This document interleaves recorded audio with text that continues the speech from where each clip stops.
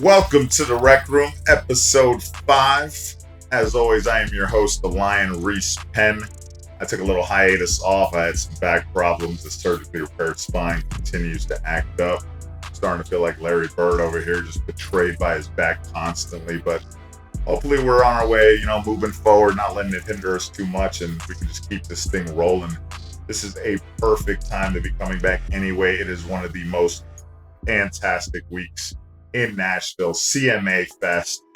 The city is completely turned up. It's packed. It's lit.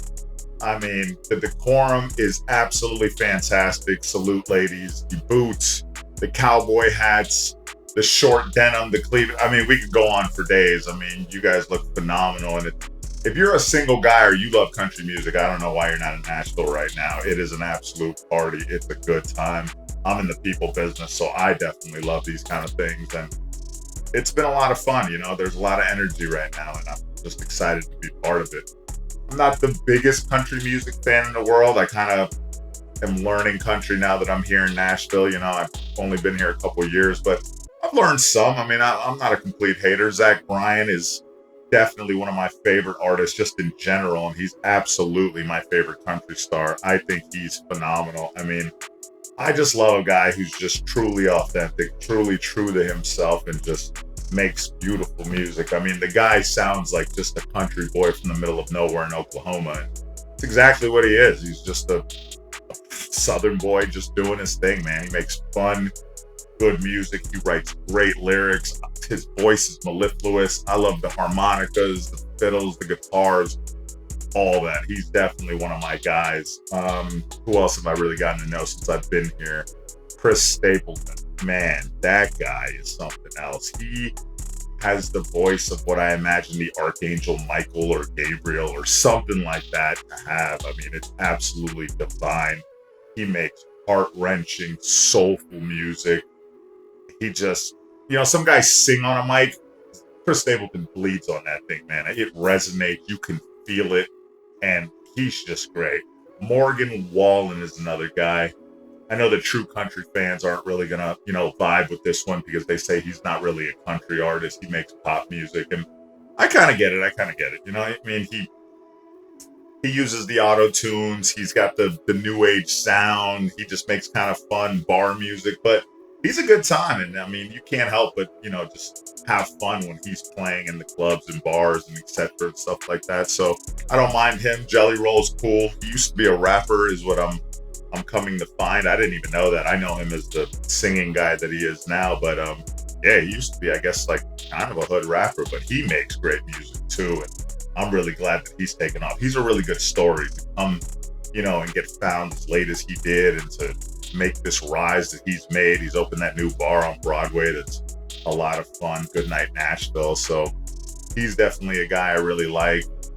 It's just a good time. And if you're not out here, if you've never been to this thing, you should be out here. I mean, it's an insane week in Nashville.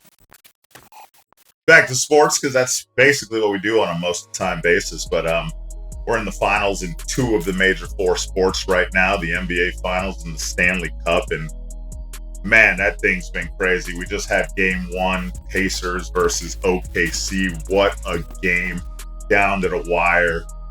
Hallie does it again. Am I seeing things? Am I having hallucinations? I don't know. I mean, who would have thought that this guy would have been the best player in the playoffs this year? I mean, he is absolutely building his legend, game-winning shot after game-winning shot. He's a guy I've always kind of respected. I'm not going to lie. I love his game. He's one of the few true point guards left, a Chris Paul kind of 20 and 10 on an any day kind of basis kind of guy. And I love that. I mean, there just really aren't any more point guards like that anymore. The game's changed so much. Don't get me wrong. I love the Steph Currys. Dame Lillard is definitely one of my favorite guys in the whole league. But let's be honest, those guys are just undersized shooting guards. They aren't true point guards. And that's what Tyrese Halliburton is. What he's been doing in these playoffs is absolutely insane. 19, 10, and 6. He's hit every big shot. What is like 4 game winners and 4 different series in these playoffs. I mean, the guy's scintillating and sensational. I think if he can find a way to upset OKC, and win a ring, he honestly will have a say in being the greatest Pacer to ever live. No shade on what Reggie did over there and all that, but Reggie never got that ring. So if Hallie could do it, especially upsetting an OKC team that most of us think is far better than Indiana, why wouldn't he be the greatest Pacer of all time? He's having a phenomenal run. I've rarely seen runs like this. He kind of had a couple with Golden State through a whole playoffs. Obviously, we remember what Dirk did in his run, including beating that stacked Miami team. That was crazy. That's still the greatest playoff run I think I've seen individually. Kyrie had a great finals against Golden State when they came back 3-1 on that LeBron team. I thought he hit every big shot in that series. So we've seen things kind of like this, but what Tyrese Halliburton is doing is just something else. I don't think anyone saw it coming. I don't think anyone saw Indiana coming, and I kind of love it. There's new blood right now. You know, we're at that time. Bron's on his way out. Steph's getting older. KD's getting older, and there's going to be new faces to this league. There's going to be new, I don't know, we'll say rivalries, things of such, new guys that are going to come up, new teams that are going to make their runs. And I know the NBA doesn't like it. I'm sure they were rooting for the Bostons, New Yorks, LAs, teams like that to make the finals because obviously it's better for money. But I love seeing two small market teams kind of just gutsy and battling it out. I mean, obviously it's nowhere near over. OKC's going to have a say in this. They're going to come back. That defense is phenomenal. You saw what they did against Joker. You saw what they did against Ant-Man. You see what they've been doing all season long. I still think they have a good shot in this series, but if Hallie can somehow overcome them, it's one of the great playoff runs that we've ever seen. In hockey, it's a rematch of last year. It's the Panthers and the Oilers. Another game one that just happened. Another game one that was phenomenal. It went to overtime. Teams battled it out back and forth all game long. It was tight. It was close. It was competitive. It came down to a great goal. I mean, I'm kind of rooting for Edmonton, and I know that's going to, rub a lot of my Florida people wrong, obviously, because most of them are Panther fans. No knock, if y'all win, I'm always going to be happy for y'all because I love y'all. But Connor McDavid's the best player on the planet, period. It's irrefutable. This guy is this generation's Wayne Gretzky. I mean, you see what he's doing in the playoffs right now. He leads all skaters with 28 points, 6 goals, 22 assists. He's got a plus 10 on the ice. I mean, this guy looks better on the ice than Michelle Trachtenberg looked in Ice Princess. And that is a compliment. Anyone who knows me knows I was in love with her young. Rest in peace to that angel, by the way. That was a very sad death that recently happened. But he's just having a run, man. I mean, it's his time in this league right now. And I really want him to get that cup. I'm not going to lie. I just feel like it's hard to call yourself an all-time great if you haven't won the big one. And so he needs that cup to kind of solidify his place with those other legends. But it's 1-0 them. It's going to be a tight series. It's going to be back and forth. There's no way this thing doesn't go 7. And we're going to see what happens, really. Other big news, NBA. I mean, like I said, the legend of Halliburton is just continuing to grow. And it's what he did in New York. I mean, cost Thibodeau his job, let's be honest. That was shocking news. I couldn't believe when I heard that they fired Tibbs. I know that they didn't look good in that series, but I mean, this is their first conference finals in like 20 years. That's mostly due to him. I've always thought Tibbs is a hell of a coach.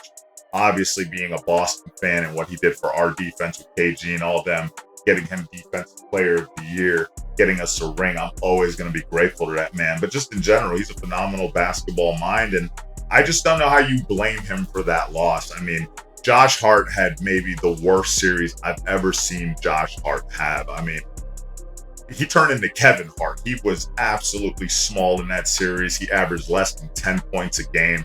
He was not good. Mikal Bridges, who they shipped off like every first-round pick they had. I mean, they basically sent a package that could have got them Giannis or a Joker to get him. And it's not that he was terrible. I mean, he played well. He had some big-time moments, but I don't think he was worth that kind of stockhold when you consider the kind of numbers that he put up. Then you go to Karl Anthony Towns, who I can't stand. That zesty sass wagon of a big for nothing. I just don't understand that guy.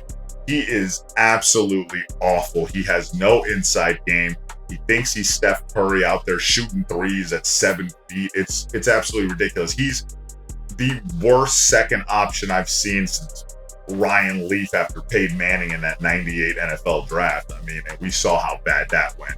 So to blame Tibbs for this loss is crazy to me. I hope he finds a home. I don't know where New York goes from here. Like I said, they traded away their entire future for Mikal Bridges, who at best is the 3 on that team. So they have nowhere to go. They don't have much money unless they ship Karl-Anthony Towns, which is definitely the move that they should do. But unless they do that, I just don't see what they could really do. Adding a couple bench players, maybe they could get a little better, but also who's coaching that team now? Are they going to bring Mike Malone on? That would be pretty cool. I mean, obviously you saw what he did in Denver. He got them a ring, and he very possibly could do something for New York, but that team's got all kinds of questions, and I personally thought the Tibbs firing was a mistake and a little premature. But going to the NFL now, the big news, obviously, Aaron Rodgers finally finds a home. He ends up in the place that I said he was going to end up all along, the Pittsburgh Steelers. I don't know how I feel about this move. I'm not going to lie. He's got some guys over there. He's got a couple of weapons. Obviously, Jaylen Warren out the backfield can really catch the ball. Pat Freiermuth is a really nice tight end, a guy you can really trust in the middle of the field. And DK Metcalf is a freak. I mean, this guy has like Calvin stature. Maybe not his game, but he's that kind of talent. He can beat anyone off the ball. He's big, he's fast, he's strong. And I think Aaron's going to really love throwing him the ball. They still don't have a great offensive line. And Aaron is 40 coming off an injury-plagued season. I mean, getting Aaron Rodgers at 40 now is like getting that girl who curved you for all those years after she's had a divorce, 3 kids, and is over the hill. It's just not really that substantial or significant. I don't know how much better than Russell Wilson he's going to be. Maybe I'm wrong. Maybe he turns back the clock and goes back to the Aaron Rodgers that we all knew, that was smoking whatever mushrooms he was smoking, banging Hollywood chicks. Maybe, but more than likely, he's the 40-something-year-old Aaron that we've kind of been seeing for the last couple of years. A complete shell of himself, immobile in the pocket, not as accurate with his arm. And Pittsburgh basically stays in the same place, so I don't really get it, but I guess we'll see. Maybe I'm wrong. To the fight game now. There's been a lot of big, exciting things happening there. One of my guys, Paddy the Baddy Pimblett, with a fantastic win against Michael Chandler. Really the first name that he's had on his resume.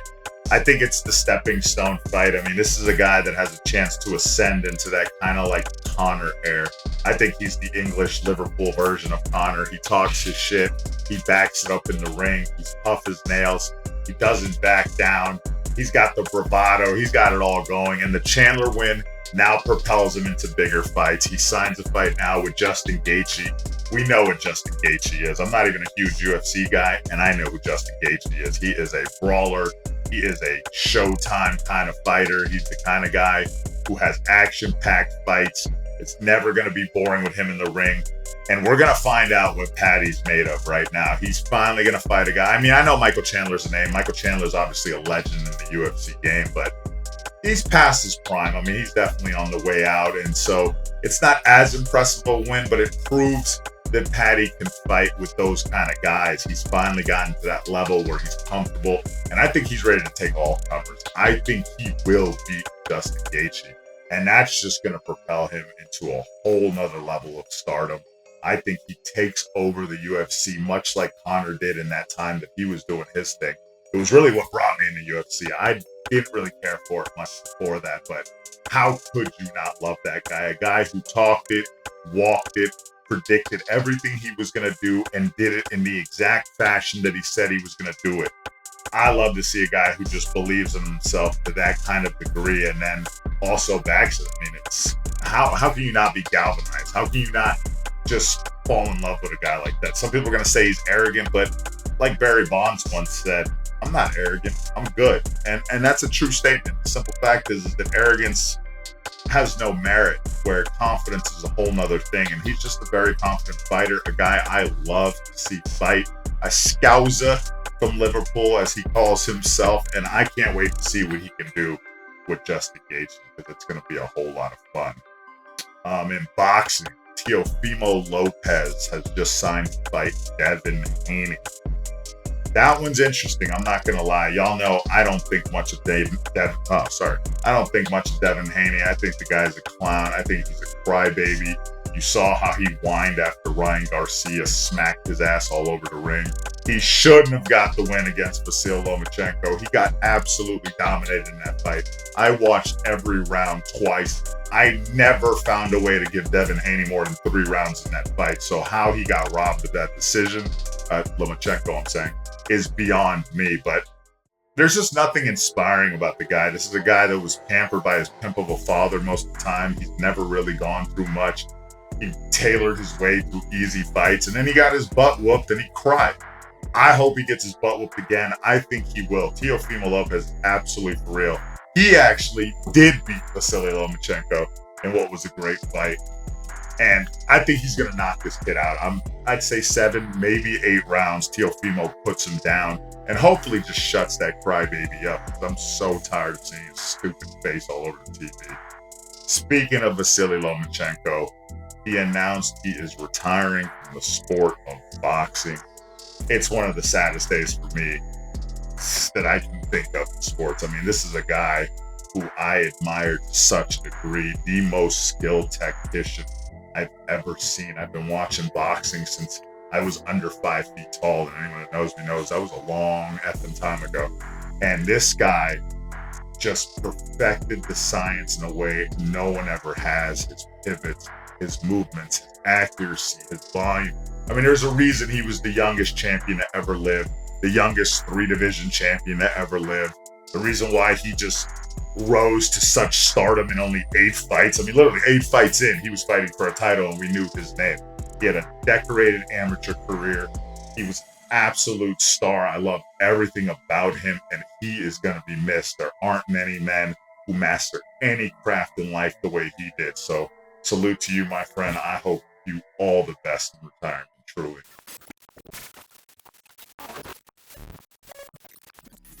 It is that time again. God, I love this part. The Lion's Den. The lights have gone red. My eyes have gone red. And we're going to go right into a couple guys in the NFL. And we're going to start with Travis Hunter. First off, I already told y'all in a past podcast that I thought he's one of the more overrated prospects in this draft. I don't see him as good as a lot of people see him. I think he's a good corner, a good receiver, not great at either. I hear he's possibly going to play both sides like they thought that he might. I don't know how well that's going to turn out. Again, I just think NFL talent's going to be a little different. He won't look as special, but that's all to see. But the reason I'm talking about him right now is that he recently just married that glib, flippant thought of a girlfriend that he has. I don't understand what this man is thinking. Jesus Christ, it isn't bad enough you look like that, bro, but you're also that dumb. This girl curved you for a plethora of time. I don't even know how long it was, but she admittedly said she didn't like you. Then suddenly somebody must have tipped her off that you were about to get that bag, because she had this, I don't know, epiphany or something, and came around and decided she wanted to be with you. It's an absolute joke. I see her maybe staying long enough to maybe get to his second contract and take half of his money. But I mean, no prenup? Are you out of your effing mind, bro? That girl's not even that hot, so I don't even understand why you would give it up like that. Like, it's insane to me. She's not a dime. She's like that nickel and a couple pennies you find with lint in your pocket. There's no reason you should be simping this hard for that chick. I just don't get it at all, man. It's not even July yet. We're in June, and you have already locked in the Simp of the Year award, bro. It's terrible. I don't know what he's thinking. This is one of the worst moves you're going to see in football. This is a worse move than Cleveland made with Deshaun Watson, and we saw how that went. Gosh, good luck giving her half your money, man. I hope you enjoy, paying for the rest of her life. Or I don't even know, bro. It's crazy to me. I couldn't believe it. And then there's Stefon Diggs. Oh my God. What is wrong with this guy? I was actually super excited when the Pats signed him. I thought finally Drake May has a true number one, a guy who can get open, make big catches when you need it, make big plays, and he was going to help us on this playoff run. And I should have had reservations. I should have had reservations the minute he was tied to Cardi B. Oh my God, if disgusting was personified, that's what it would look like. I mean, this girl is the poster child for what you don't want your girlfriend or daughter to be, just a despicable human being. But to make it worse, you're on a boat. You're on a boat when you should be at OTAs with your team, building camaraderie, learning the playbook, getting all things down, and instead you're on a boat. Not chilling with Playboy models or something that would make some kind of sense, but no, you're on camp. And that's another thing. Why would you let yourself be filmed if you know you're doing something shady? I just don't understand the stupidity there. I mean, you're handing these 3 girls that honestly should have been thrown overboard and put back in their habitat. They were not it at all. You're handing them some bag with some pink substance that I assume is Molly. I'm not going to say for sure, but I had my party time when I was young in South Florida. I know what Molly looks like, and that's what I think it was. I mean, what else would it be? It's a pink substance in a bag. What is he handing them? Sweet and Low? Laundry detergent? It definitely was probably drugs. You see Mike Vrabel didn't want to touch on it. I don't blame him. What can you really say except for bonehead move, bro? I mean, I don't know if it's CTE or what we have to blame, but it was ridiculous. You're just a moron. You're going to get suspended 2 to 4 games, maybe 6. Who knows if they can prove what was in that bag. And you might cost us our playoff run. So thank you for that. Honestly, at this point, I wouldn't really care if they trade you. You can go run trades with Offset on Cardi and the rest of the ugly chicks you had on that boat. Well, I think that's all for today. Another fun episode. Really enjoyed talking about the things we talked about. Tune in, hit that subscribe button, hit that like button, get in the comments, start talking to me, people. First off, country. We talked a little bit about country music. Y'all know some artists I need to check out. I'm trying to learn it all. So let's get in on that. Let's talk Halle. Let's talk whatever we got to talk. And we'll just continue doing this. Like I said, I really enjoyed it, and I hope you guys are having as much fun as I am. But see you on episode 6.